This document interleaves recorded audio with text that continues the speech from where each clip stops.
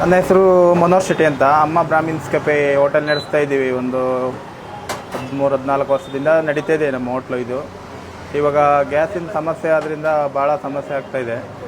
ಸಮಸ್ಯೆ ಅಂದರೆ ಈಗ ಮೊದಲು ಕಮರ್ಷಿಯಲ್ಲು ಇರೋದಕ್ಕಿಂತ ಇವಾಗ ಮತ್ತೆ ರೇಟ್ ಜಾಸ್ತಿ ಆಗಿದೆ. ಅದು ಸರಿಯಾಗಿ ಸಿಗ್ತಾ ಇಲ್ಲ, ಯಾವುದೇ ಸರಿಯಾದ ವ್ಯವಸ್ಥೆ ಸಿಗ್ತಾ ಇಲ್ಲ. ಬ್ಲ್ಯಾಕಲ್ಲಿ ತಗೊಳ್ತಾ ಇದ್ದೀವಿ, 1 to ಡಬಲ್ ರೇಟ್ ಆಗ್ತಾಯಿದೆ. ಅದರಿಂದ ಯಾವ ಥರ ನಡೆಸೋದು ಅನ್ನೋದ್ರ ಬಗ್ಗೆ ಸಮಸ್ಯೆ ಆಗಿದೆ. ಗ್ಯಾಸ್ ರೇಟು ಮೊದಲು 1900 ಇತ್ತು, ಒಂದು 3 ತಿಂಗಳ ಹಿಂದೆ 1900 ಇತ್ತು. ಇವಾಗ ಆಲ್ಮೋಸ್ಟ್ ಹೆಚ್ಚು ಕಡಿಮೆ 3100 ರೂಪಾಯಿನೂ ಇವತ್ತಿನ ರೇಟ್ ಆಗಿದೆ ಅಂತ ನ್ಯೂಸಲ್ಲೇನೂ ನೋಡಿದ್ವಿ. ಬಟ್ ಈ ಥರ ಆದರೆ ಕಸ್ಟಮರ್ಗೆ ಇದರಿಂದ ಸ್ವಲ್ಪ ಸಮಸ್ಯೆ ಆಗುತ್ತೆ. ನಾವು ರೇಟ್ ಜಾಸ್ತಿ ಮಾಡೋದ್ರಿಂದ ಅವರು ಕಸ್ಟಮರ್ಗೂ ನಾವು ಏನು ಉತ್ತರ ಹೇಳಲಿಕ್ಕಾಗಲ್ಲ.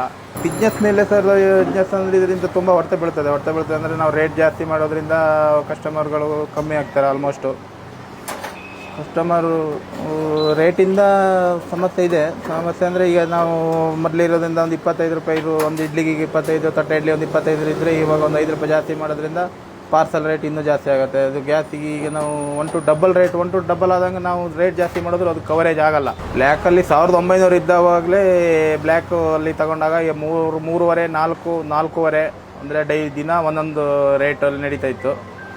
ಬಟ್ ಇವಾಗ 3100 ಆಗಿದೆ. ಇನ್ನು ಬ್ಲ್ಯಾಕಲ್ಲಿ ತಗೊಳ್ಳೋದ್ರೆ 5000 ಮೇಲೆ ಮಿನಿಮಮ್ ಪಕ್ಕ ಆಗೇ ಆಗುತ್ತೆ. ಗ್ಯಾಸ್ ರೇಟ್ ಜಾಸ್ತಿ ಆಗಿದೆ, ಐಟಮ್ ರೇಟ್ ಜಾಸ್ತಿ ಮಾಡ್ತೀವಿ ಅಂತ ಕಸ್ಟಮರ್ಗಳು ಹೇಳೋದಕ್ಕಿಂತ ನಮಗೆ ಅದು ಅದರಿಂದ ಸರಿ ಬರೋದಿಲ್ಲ. ಯಾಕಂದರೆ ನಮ್ಮದು ಲೋ ಕ್ವಾಲಿಟಿ ಹೋಟ್ಲಾದ್ರಿಂದ ಕಡಿಮೆ ರೇಟ್ ಪ್ರೈಸಲ್ಲಿ ನಾವು ಕೊಡ್ಬೇಕಂತ ತೀರ್ಮಾನ ಮಾಡಿದ್ರಿಂದ ನಾವು ಜಾಸ್ತಿ ರೇಟ್ ಮಾಡೋಕ್ಕೂ ಆಗಲ್ಲ. ಮಿನಿಮಮ್ ಪ್ರೈಸ್ ಅಮೌಂಟ್ ಸ್ವಲ್ಪ ಜಾಸ್ತಿ ಮಾಡ್ಬೋದು ಅಷ್ಟೇ. ಇದು ಆಲ್ಮೋಸ್ಟ್ ಈಗ 1 to ಡಬಲ್ಲೇ ಆಯಿತು. ನಾವೀಗ 2 ತಿಂಗಳಿಂದ 1 to ಡಬಲ್ ರೇಟ್ ಕೊಟ್ಟೆ ತಗೊಳ್ತಿದ್ವಿ, ಡಬಲ್ಗಿಂತ ಜಾಸ್ತಿ ಕೊಟ್ಟೆ ತಗೊಳ್ತಾ ಇದ್ವಿ. ಈಗ 3100 ರೂಪಾಯಿ ಇವತ್ತಿನ ಬೆಲೆ ಅಂದರೆ ಇನ್ನೇನು ಬ್ಲ್ಯಾಕ್ ನಮಗೆ ಈಗ ನಾರ್ಮಲಾಗಿ ಸಿಗಲಿಲ್ಲ. ಬ್ಲ್ಯಾಕಲ್ಲೇ ತಗೊಳ್ಳೋದಾದರೆ 4,500 5000 ಮಿನಿಮಮ್ ಆಗುತ್ತೆ. ಇದರಿಂದ ಹೋಟೆಲ್ ಉದ್ಯಮಕ್ಕೆ ಭಾರಿ ಇದು ಹೊರತೆ ಬೀಳ್ತದೆ ತುಂಬ. ಸರ್ಕಾರಕ್ಕೆ ಇದು ಆದಷ್ಟು ಅವ್ರು ಬ್ಲ್ಯಾಕಲ್ಲಿ ಕೊಡ್ತಾ ಇರೋದನ್ನ ಆದಷ್ಟು ನಾರ್ಮಲಾಗಿ ಕೊಡಲಿ ಅನ್ನೋದು ನಮ್ಮದೊಂದು ಬೇಡಿಕೆ ಇದೆ. ಎಲ್ಲರೂ ಸಣ್ಣ ಪುಟ್ಟ ವ್ಯಾಪಾರಸ್ಥರಿಗೆಲ್ಲ ತುಂಬ ಇದು ಕಷ್ಟ ಆಗ್ತಾಯಿದೆ. ಸರ್ಕಾರದವ್ರು ಇದ್ರ ಬಗ್ಗೆ ಸ್ವಲ್ಪ ಎಚ್ಚರಿಕೆ ಕ್ರಮ ವಹಿಸಿ ಮುಂದಿನ ದಿನಗಳಲ್ಲಿ ಇದನ್ನು ಸರಿ ಹೋಗ್ತೀವಿ ಅನ್ನೋ ಒಂದು ನಂಬಿಕೆ ಮೇಲೆ ಇದ್ದೀವಿ. ನೋಡಬೇಕು ಸರ್. ಉಮೇಶ್ ಹೊಸ ಪಾಯಿಂಟಿಂದ ಶಿವಪ್ರಸಾದ್ ಅಂತ. ತುಂಬಾ ಹೊರೆ ಆಗಿದೆ ಸರ್. ಯಾಕಂದರೆ 3 months ಬ್ಯಾಕ್ 1800 ಸಮಥಿಂಗ್ ಇದ್ದಿದ್ದು ಗ್ಯಾಸು ಇವಾಗ ಮತ್ತೆ 1000 ರೂಪೀಸ್ 993 ರೂಪಾಯಿ ಜಾಸ್ತಿ ಆಗಿದೆ. ಲಾಸ್ಟ್ 3 ತಿಂಗಳಿಂದ 1900 ರೂಪಾಯಿ ಗ್ಯಾಸಿಗೆ 3000 ಚಿಲ್ಲರೆ ಆಗಿದೆ. ಹೊರೆ ಮೇಲೆ ಹೊರೆ ಆಗ್ತಾನೇ ಇದೆ. ಹೇಗೆ ಮೇಂಟೈನ್ ಮಾಡ್ಬೇಕಂತ ಗೊತ್ತಾಗ್ತಾಯಿಲ್ಲ. ಕರಿಯ ಪದಾರ್ಥಗಳನ್ನ ಆಲ್ರೆಡಿ ನಿಲ್ಲಿಸಿದ್ದೀವಿ. ಕಾಫಿ ಟೀ ಎಲ್ಲ ಆ್ಯಸ್ ಇಟ್ ಈಸ್ ಅದೇ ರೇಟ್ಸ್ ಇದೆ.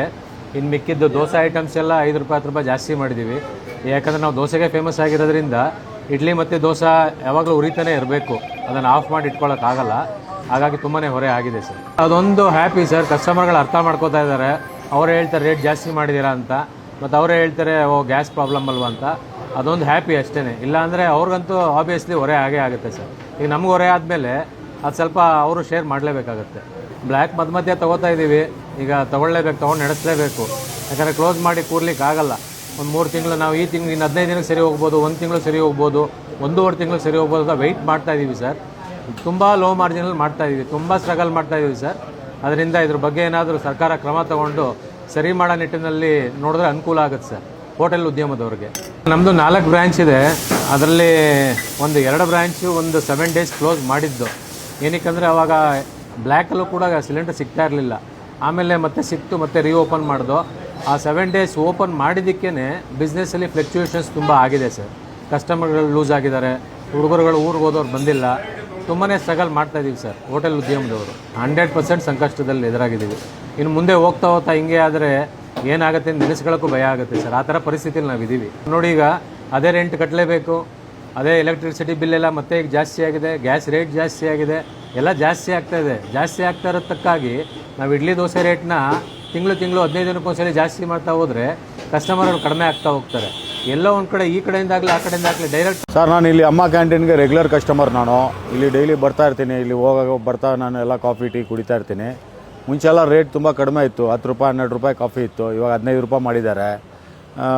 ಬೇರೆ ಎಲ್ಲ ಐಟಮ್ಸು 15 ರೂಪಾಯಿ, ನಿಯರ್ ಅಬೌಟ್ 50% ಎಲ್ಲ ಇನ್ಕ್ರೀಸ್ ಆಗಿಬಿಟ್ಟಿದೆ ರೇಟು. ಇವಾಗ ಡೈಲಿ ಬರೋರಿಗೆ, ಡೈಲಿ ದುಡ್ದು ಸಂಪಾದನೆ ಮಾಡಿ ಖರ್ಚು ಮಾಡೋರಿಗೆ ತುಂಬ ಕಷ್ಟ ಆಗ್ತಾಯಿದೆ. ಮುಂಚೆ 100 ರೂಪಾಯಲ್ಲಿ ಫುಲ್ ಊಟ ಮಾಡ್ತಾಯಿದ್ರು ಎಲ್ಲ. ಇವಾಗ ಆಗ್ತಾಯಿಲ್ಲ. 150 ರೂಪಾಯಿ 160 ರೂಪಾಯಿ ಹಂಗೆ ಖರ್ಚು ಆಗ್ತಾಯಿದ್ದಲ್ಲ. 50-60% ಮೇಲೆ ರೇಟೆಲ್ಲ ಜಂಪ್ ಆಗಿದೆ. ಅದು ಗ್ಯಾಸ್ ರೇಟ್ ಇನ್ಕ್ರೀಸ್ ಆಗಿದ್ರೆ ಎಲ್ಲ ಜನಗಳಿಗೆ ಕಷ್ಟ ಆಗ್ತಾಯಿದೆ. ಅದಕ್ಕೆ ನಾವು ಗೌರ್ಮೆಂಟಿಗೆ ಸ್ವಲ್ಪ ರಿಕ್ವೆಸ್ಟ್ ಮಾಡ್ತಾ ಇದ್ದೀವಿ, ಇದು ಹೆಂಗಾದ್ರೂ ಸ್ಟಾಪ್ ಮಾಡಿ, ಬ್ಲ್ಯಾಕ್ ಮಾರ್ಕೆಟೆಲ್ಲ ಸ್ಟಾಪ್ ಮಾಡಿ, ಅಟ್ಲೀಸ್ಟ್ ಡೈಲಿ ಕನ್ಸ್ಯೂಮರ್ಗೆ ಇದು ಒಂಥರ ಒಂದು ಹೆಲ್ಪ್ ಆಗುತ್ತೆ. ಇಲ್ಲಾಂದರೆ ತುಂಬ ಕಷ್ಟ ಆಗ್ತಾಯಿದೆ. ಒಂದು ನಾರ್ಮಲ್ ಹುಡುಗ 10,000 ಸ್ಯಾಲ್ರಿ ಅಂದರೆ ಅವ್ನು ಫಿಕ್ಸ್ ಮಾಡಿರ್ತಾನೆ 3,000 ರೂಪಾಯಿ ಊಟಕ್ಕೆ ಅಂತೂ. ಅವನು ಎವ್ರಿ ಮಂತ್ 2,000 3,000 ರೂಪಾಯಿ ಜಾಸ್ತಿ ಹೋಗ್ತಾಯಿದೆ ಇವಾಗ 1 ಮಂತಿಂದ. ಅದರಿಂದ ಅವ್ರಿಗೆಲ್ಲ ತುಂಬ ಕಷ್ಟ ಆಗ್ತಾಯಿದೆ. ಮುಂಚೆ ರೇಟ್ 1,700 ಇತ್ತು ಗ್ಯಾಸ್ ರೇಟು, ಇವಾಗ 3,070 ರೂಪಾಯಿ ಮಾಡಿದ್ದಾರೆ. 3,070ಗೂ ಗ್ಯಾಸ್ ಸಿಗ್ತಾ ಇಲ್ಲ. ಎಲ್ಲ ಬ್ಲ್ಯಾಕಲ್ಲಿ 1,500 2,000 ರೂಪಾಯಿ ಜಾಸ್ತಿ ತೊಗೊಳ್ತಾ ಇದ್ದಾರೆ. ಇದೆಲ್ಲ ತುಂಬ ಬರ್ಡನ್ ಆಗ್ತಾಯಿದೆ. ಕಾಮನ್ ಪೀಪಲ್ ಸಫರ್ ಆಗ್ತಾ ಇದ್ದಾರೆ. ಡೊಮೆಸ್ಟಿಕ್ ಗ್ಯಾಸು, ಮನೆಗಳು ಗ್ಯಾಸು ಎಲ್ಲ ಇನ್ಕ್ರೀಸ್ ಆಗಿದೆ. ಇದಕ್ಕಿಂತ ಜನರಲ್ ಡೈಲಿ ಲೈಫು ತುಂಬ ಕಾಸ್ಟ್ಲಿ ಆಗ್ತಾ ಇದೆ. ಅದು ಮೇಂಟೈನ್ ಮಾಡೋಕ್ಕೆ ಕಷ್ಟ ಆಗ್ತಾಯಿದೆ. ಎಲ್ಲ ಜನಗೆಲ್ಲ ಸಾಲಗಾರ ಆಗ್ತಾ ಇದ್ದಾರೆ. ದುಡ್ಡಿಲ್ಲ ಅಂದರೆ ಅಲ್ಲಿ ಇಲ್ಲಿ ರಿಕ್ವೆಸ್ಟ್ ಮಾಡಿ ಎಲ್ಲರ ಹತ್ರ ತೊಗೊಂಡು ಖರ್ಚು ಮಾಡಬೇಕಂದ್ರೆ ತುಂಬ ಕಷ್ಟ ಆಗ್ತಾಯಿದೆ. ಅದಕ್ಕೆ ನಾವು ಗೌರ್ಮೆಂಟಿಗೆ ರಿಕ್ವೆಸ್ಟ್ ಮಾಡ್ತಾ ಇದ್ದೀವಿ, ಹೆಂಗಾದ್ರೂ ಗ್ಯಾಸ್ ಪ್ರೈಸ್ನ ರೆಗ್ಯುಲೇಟ್ ಮಾಡಿ ಜನಗಳಿಗೆ ಹೆಲ್ಪ್. ಸರ್ ಆಲ್ಮೋಸ್ಟ್ ಡಬಲ್ ಆಗಿದೆ ರೇಟ್ ಇವಾಗ. Present last time 1,800 2,000 ಹಂಗಿತ್ತು. 4,000 ಹತ್ರ ಆಗಿದೆ ರೇಟ್ ಕಮರ್ಷಿಯಲ್ಲು. ಅದ್ರಲ್ಲಿ ಫುಲ್ ಬ್ಲಾಕಲ್ಲಿ ತರ್ತಾರೆ ಆ್ಯಕ್ಚುಲಿ. ಇವಾಗ ನಾರ್ಮಲಾಗಿ ರೆಗ್ಯುಲರ್ ನಮ್ಗೆ ಸಿಗ್ತಾ ಇಲ್ಲ ಇವಾಗ. ಆ ಸರ್ವಿಸು ಸಿಗ್ತಾ ಇಲ್ಲ, ಮತ್ತು ಸಪ್ಲೈನೂ ಇಲ್ಲ ಅಂತ ಹೇಳ್ತಾರೆ ಕೇಳಿದ್ರೆ. ಇದೇ ಥರ ರೇಟ್ ಜಾಸ್ತಿ ಮಾಡಲೇಬೇಕು ಅಂತ ಪರಿಸ್ಥಿತಿ. 5 ರೂಪಾಯಿ ಆಯಿತು, 10 ರೂಪಾಯಿ ಜಾಸ್ತಿ ಮಾಡಿದ್ವಿ ಪ್ರತಿಯೊಂದು ಪ್ಲೇಟ್ಗೆ ಊಟಕ್ಕೆಲ್ಲ. ಇದನ್ನು ಕಸ್ಟಮರ್ ಆ್ಯಕ್ಚುಲಿ ಪ್ರಾಬ್ಲಮ್ ಆಗುತ್ತೆ. ಆ್ಯಕ್ಚುಲಿ ತುಂಬ ಸರಿ ಮಾತುಕತೆನೂ ಆಗಿದೆ ಇರ್ತಾರೆ ಕಸ್ಟಮರ್ಗೂ ನಮಗೂ. ಆಬ್ವಿಯಸ್ಲಿ ಕೆಲವರು ಅಡ್ಜಸ್ಟ್ ಮಾಡ್ಕೋದ್ರೆ ಗೊತ್ತು ರೇಟ್ ಜಾಸ್ತಿ ಆಗಿದೆ, ಅದರಿಂದ ಏನೂ ಮಾತಾಡಲ್ಲ ಕೆಲವರು. ಬಟ್ ಕೆಲವ್ರು ಹೆಂಗಂದ್ರೆ ಏನಕ್ಕೆ ಜಾಸ್ತಿ ಮಾಡಿದ್ದೀರಾ, ಅದು ನಾವೇನು ಮಾಡೋಕ್ಕಾಗತ್ತೆ, ನಮ್ಮ ತಪ್ಪಲ್ಲ ಅದೊಂದು ಆ ಥರನೂ ವಾದ ಮಾಡ್ತಾರೆ. ಇದೆಲ್ಲ ಥರ ನಡೀತದೆ ಆ್ಯಕ್ಚುಲಿ ಡೈಲಿ. ಸರ್ ಮೇಜರ್ ಅದೇನೆ ಇವಾಗ ಆ್ಯಕ್ಚುಲಿ ಸಿಲಿಂಡರ್ ರೇಟ್ ಜಾಸ್ತಿ. ನಾವು ದೋಸೆ ಸ್ಟಾಪ್ ಮಾಡಿದ್ರೆ 1 ತಿಂಗಳಾಯ್ತು ಆಲ್ರೆಡಿ. ಏನಕ್ಕೆ ರೀಸನ್ ಅಂದರೆ ಗ್ಯಾಸ್ ಕನ್ಸಂಪ್ಷನ್ ಜಾಸ್ತಿ, ಅದು ದೋಸೆದು ಸ್ಟಾಪ್ ಮಾಡಿ ಅದು ಬಿಸ್ನೆಸ್ ಕಡಿಮೆ ಆಗುತ್ತೆ. ಅದು ಬಿಟ್ಟು ಕಸ್ಟಮರ್ ರೇಟ್ ಜಾಸ್ತಿ ಮಾಡ್ತೀವಿ. ಇದೆಲ್ಲ ಹೊರತುಗಳು ಆಗೇ ಆಗುತ್ತೆ ನಾರ್ಮಲ್ ಎಲ್ಲ ಕಡೆ. ಕಡಿಮೆನೂ ಆಗಿದೆ, ಜಾಸ್ತಿನೂ ಆಗಿದೆ. ಕೆಲವು ಕಡೆ ಕ್ಲೋಸ್ ಮಾಡಿದ್ರೆ ಕಸ್ಟಮರು ಬರ್ತಾರೆ, ಕೆಲವು ಕಡೆ ರೇಟ್ ಜಾಸ್ತಿ ಆಗಿದೆ, ಬೇರೆ ಕಡೆ ಹೋಗೋಣ ಈ ಥರ ಹೋಗ್ತಾರೆ ಎಲ್ಲರೂ. ಇಲ್ಲಿ ಹೋಟೆಲ್ ಡಿಪಾರ್ಟ್ಮೆಂಟ್ ತುಂಬ ವರ್ತನೆ ನಾರ್ಮಲ್ ಆಗಿದೆ ಆ್ಯಕ್ಚುಲಿ. ಇದು ಮೊದಲೇ ಅದು 2-3 ತಿಂಗಳು ತುಂಬ ಪ್ರಾಬ್ಲಮ್ ನಡೀತಾ ಇದೆ ಇದು. ಬಟ್ ಇನ್ನು ಮುಂದಕ್ಕೆ ಹಿಂಗೆ ಇನ್ನೂ ತುಂಬ ಪ್ರಾಬ್ಲಮ್ ಆಗುತ್ತೆ ಆ್ಯಕ್ಚುಲಿ ಇದು. ಸರ್ಕಾರಕ್ಕೆ ಅಂದರೆ ನಾರ್ಮಲ್ ಆಗಿ ಸಮಸ್ಯೆಗಳು ಗೊತ್ತಾಗ್ತಿದೆ ಏನಾದ್ರು ಎಲ್ಲರಿಗೂ. ಇದನ್ನು ಕ್ಲಿಯರ್ ಮಾಡಿಕೊಂಡು ನೆಕ್ಸ್ಟ್ ಫ್ಯೂಚರ್ ಅಟ್ಲೀಸ್ಟ್ ನಾರ್ಮಲ್ ಥರ ಬಂದರೆ ಎಲ್ಲ ಯೂಸ್ ಎಲ್ಲರಿಗೂ ಸಾಲ್ವ್ ಆಗುತ್ತೆ ಆ್ಯಕ್ಚುಲಿ. ಕಸ್ಟಮರ್ಗೆ, ನಮಗೆ, ಹೋಟ್ಲ್ ಉದ್ಯಮ ಎಲ್ಲರಿಗೂ ಈಸಿ ಆಗುತ್ತೆ. 100% ಡಬಲ್ ಆಗಿದೆ. ಇದು ಸರ್ಕಾರದವರ ಇದನ್ನು ಸಾಲ್ವ್ ಮಾಡ್ಕೊಳ್ಬೇಕು ಆ್ಯಕ್ಚುಲಿ. ನಾವೇನೂ ಮಾಡೋಕ್ಕಾಗಲ್ಲ ಇದನ್ನು. ಅವ್ರು ಕೊಟ್ಟಾಗ ತೊಗೊಳ್ಳೇಬೇಕು. ತೊಗೊಂಡು ಈಗ ನಾವು ಬೇರೆ ಆಪ್ಷನ್ ಇಲ್ಲ, ನಮ್ಗೆ ಕುಕ್ ಮಾಡಬೇಕು, ಸಿಲಿಂಡರ್ ಬೇಕಲೇಬೇಕು ನಮಗೆ. ಅದಿಲ್ಲ ನಾವೇನೋ ಬೇರೆ ಏನೂ ಮಾಡೋಕ್ಕಾಗಲ್ಲ. ಸೊ ತೊಗೊಂಡು ರೇಟ್ ಜಾಸ್ತಿ ಮಾಡಲೇಬೇಕು. ಅದಕ್ಕೆ ಹೆಂಗಿದ್ರೆ ಕಸ್ಟಮರ್ಗಳ ಮೇಲೆ ಅದು ಲಾಸ್ಟಲ್ಲಿ ತಲೆ ಮೇಲೆ ಬೀಳೋದು, ಅದು ಗ್ರಾಹಕರ ಮೇಲೆ ತಲೆ ಮೇಲೆ ಬೀಳ್ತದೆ. ಸರ್ ಇದ್ರ ಬಗ್ಗೆ ಸರ್ಕಾರದವ್ರು ಆ್ಯಕ್ಚುಲಿ ಸ್ವಲ್ಪ ನೋಡಿ ಎಷ್ಟು ಪ್ರಾಬ್ಲಮ್ ಆಗ್ತಿದೆ ಅಂದರೆ ಹೋಟ್ಲವ್ರಿಗೆ ಪ್ರಾಬ್ಲಮ್ಮು, ರೇಟ್ ಜಾಸ್ತಿ ಕಸ್ಟಮರು ಪ್ರಾಬ್ಲಮ್ಮು. ಎಲ್ಲಿಗೆ ಹೋದೆ ಅಂದರೆ ಫೈನಲಿ ಕಸ್ಟಮರ್ ಪಬ್ಲಿಕ್ಕೇ ಪ್ರಾಬ್ಲಮ್ ಇದು ಸಾಲ್ವ್ ಮಾಡಿದಷ್ಟು ಬೇಗ ಎಲ್ಲರಿಗೂ ರಿಲೀಫ್ ಆಗ್ತಿದೆ ಎಲ್ಲರಿಗೂ ಇದು. ಹೋಟೆಲ್ ಇಂಡಸ್ಟ್ರಿ ಪಾತಾಳಕ್ಕೆ ಇಳಿತಾ ಇದೆ. ಕಳೆದ ಕೋವಿಡ್ ಸಂದರ್ಭದಲ್ಲಿ ಹೆಂಗೆ ಇಳಿದಿತ್ತೋ ಅದಕ್ಕಿಂತ 4 ಪಟ್ಟು ಪಾತಾಳಕ್ಕೆ ಇಳಿದಿದೆ ಅಂತ ಹೇಳಲಿಕ್ಕೆ ನಾನು ಬಯಸ್ತೀನಿ. ಕೇಂದ್ರ ಸರ್ಕಾರ ಅಗತ್ಯ ಸೇವೆಗಳ ಅಡಿಯಲ್ಲಿ ಗ್ಯಾಸ್ ಬರೋದ್ರಿಂದ ಇದನ್ನು ಯಾವುದೇ ಕಾರಣಕ್ಕೂ ಈಗ ಗೃಹ ಬಳಕೆ ಸಿಲಿಂಡರ್ ಯಾವ ಥರ ಇತ್ತು ಅದೇ ರೀತಿ ಇದನ್ನು ಮುಂದುವರ್ಸ್ಕೊಂಡು ಹೋಗಬೇಕಾಗಿತ್ತು. ಏಕೆಂದರೆ ಹಲವಾರು ರೀತಿಯಲ್ಲಿ GST ಕಲೆಕ್ಟ್ ಮಾಡ್ತಾ ಇದ್ದಾರೆ. ಆ GSTಯಲ್ಲಿ ಹೊಂದಾಣಿಕೆ ಮಾಡ್ಕೊಂಡು ಹೋಗಬೇಕಾಗಿತ್ತು. ಇದು ಏಕಾಏಕಿ ಇಷ್ಟೊಂದು ಜಾಸ್ತಿ ಮಾಡಿದ್ದು ಇಡೀ ಇತಿಹಾಸದಲ್ಲಿ ಇದುವರೆಗೂ ಯಾವ ಸರ್ಕಾರಗಳು ಮಾಡಿಲ್ಲ. ಇದು ಒಂದು ರೀತಿ ನಮ್ಮ ಹೋಟ್ಲ್ ಮಾಲೀಕರಿಗಿಂತ ಇಡೀ ನಮ್ಮ ಗ್ರಾಹಕರಿಗೆ ಭಾಳ ದೊಡ್ಡ ಹೊಡೆತ.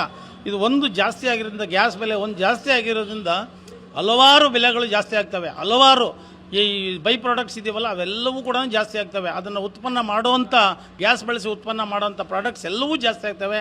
ಮತ್ತು ರಾ ಮೆಟೀರಿಯಲ್ಸ್ ಜಾಸ್ತಿ ಆಗ್ತವೆ. ಈ ಗ್ರಾಹಕರಿಗೆ ನಾವು ಏನು ದಿನನಿತ್ಯ ಏನು ಕೊಡ್ತಾ ಇದ್ದೀವಿ, ಈಗೇನು ಬರೀ 5% 10% ಮಾಡಿದ್ದಾರೆ.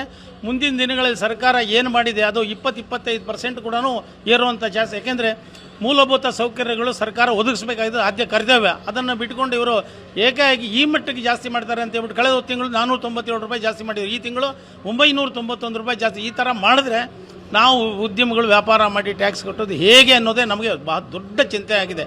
ಇದರಿಂದ ಸರ್ಕಾರ, ಕೇಂದ್ರ ಸರ್ಕಾರ ಈ ನಿಟ್ಟಿನಲ್ಲಿ ಕೂಡಲೇ ಇದನ್ನು ವಾಪಸ್ ತಗೋಬೇಕು. ಇಷ್ಟೊಂದು ಏರಿಸಿರೋದನ್ನು ನಾನು ಒತ್ತಾಯ ಮಾಡ್ತೇನೆ ಕೇಂದ್ರ ಸರ್ಕಾರವನ್ನು. 2,100 ರೂಪಾಯಿ ಗ್ಯಾಸ್ ಸಿಲಿಂಡರ್ ಬೆಲೆ ಇದ್ದಾಗಲೇ 5,000 6,000ಕ್ಕೆ ಕಾಳಸಂತೆಯಲ್ಲಿ ಮಾರಾಟ ಆಗ್ತಾ ಇತ್ತು. ಇದೀಗ 3,100 ರೂಪಾಯಿ ಆಗುವಂಥ ಸಂದರ್ಭದಲ್ಲಿ ಕಾಳಸಂತೆ ವ್ಯಾಪಾರ ಯಾವ ರೀತಿ ಆಗುತ್ತೆ?